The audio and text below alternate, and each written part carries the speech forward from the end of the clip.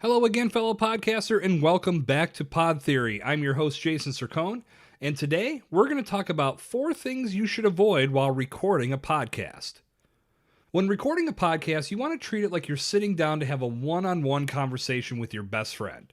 When you do this, there's a certain level of etiquette in play that keeps the encounter civil, enjoyable, and worthwhile for both parties involved. While a literal conversation isn't happening, a podcaster who's able to deliver their message in a conversational tone versus someone who's disengaged, robotic, and hard to listen to is going to get much more traction and attract a much larger audience. In order to gain this traction, the final cut of your podcast must be something your listener wants to absorb. Your goal is to captivate them, intrigue them, inform, and educate them, to the point they believe your podcast is worthy of an every episode download. Also, a rating, and a review, and a share within their circle of friends, family, and colleagues. Now, of course, content is key, but the quality of your production also plays a major role in this.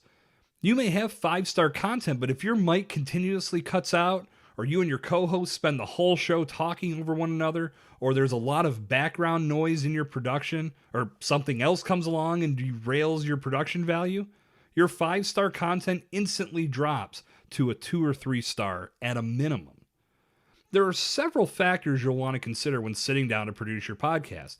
Many of them have been detailed in past episodes of Pod Theory, so please feel free to jump back in the archives and consume as much as you can when we finish up here today. But for now, here are 4 things you want to avoid while recording your podcast. Number 1, chewing gum. The last thing anyone wants to hear in their ears while trying to relax and enjoy a podcast is the sound of you chomping your gum. Now, I don't know if you're one of those loud gum chewers or someone who keeps the chomping sound respectfully subdued, but the potential flaw in your audio quality that this sound can produce, regardless of your chomping decibel level, is very easy to avoid. Make like you did back in elementary school. Save the gum for after class, or for after you're done recording.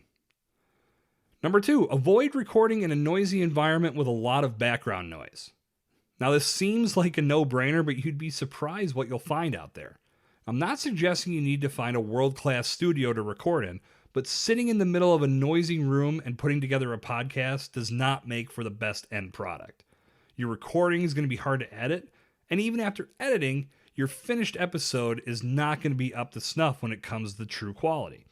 In times of COVID-19, this has become less of an issue because more podcasts are being done long distance through programs like Zoom, Riverside, etc.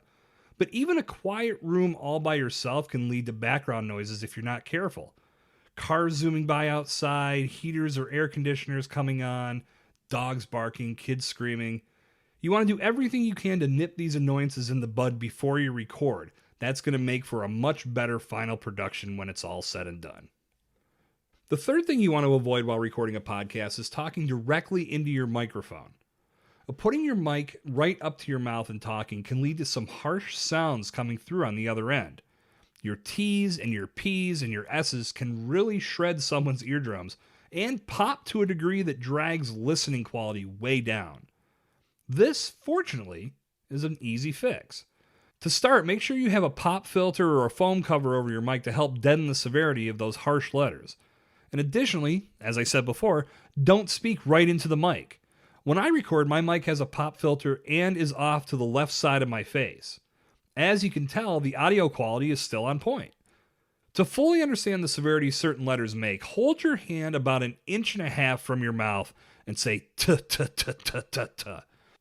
You'll be able to feel the air hit your hands. When this gets picked up by a microphone, that sound gets amplified big time. Now, move your hand off to the side of your mouth and make the same sound. You should be able to tell a major difference. Keeping those harsh sounds from going directly into your microphone will keep your listeners' experience that much more enjoyable. And number 4, bumping your table and hitting your mic stand. Now, most of the time, this happens unconsciously. You don't even realize that under your table, you're tapping your foot, and it's bumping your table. Or if you're like me, you like to talk with your hands and you bump your mic stand without even noticing. This creates unwanted background noise that no one wants to hear. Now, I know that no one goes into their podcast recording thinking about how they're going to avoid kicking their table or bumping their mic stand. My point here is to just be aware that these little things are avoidable if you focus on what you're doing. And believe me, I learned this one the hard way. Back in the day, I did a podcast and I could hear my leg bumping the table throughout the entire show. I didn't even realize I was doing it at the time, but you could 100% hear it when the final product came out. Ha, memories. So to conclude, always keep quality front of mind when producing your podcast episodes and avoid background noises and potential audio issues whenever necessary. This will make the post-production much easier and give you a final product you're proud to share with your audience every single time. And that's a wrap for episode 67 of Pod Theory. If you're enjoying the show, be sure to check out my website, jasoncercone.com, for more helpful podcast resources. Good talk. I'll see you back here tomorrow. This has been Jason Cercone on Pod Theory.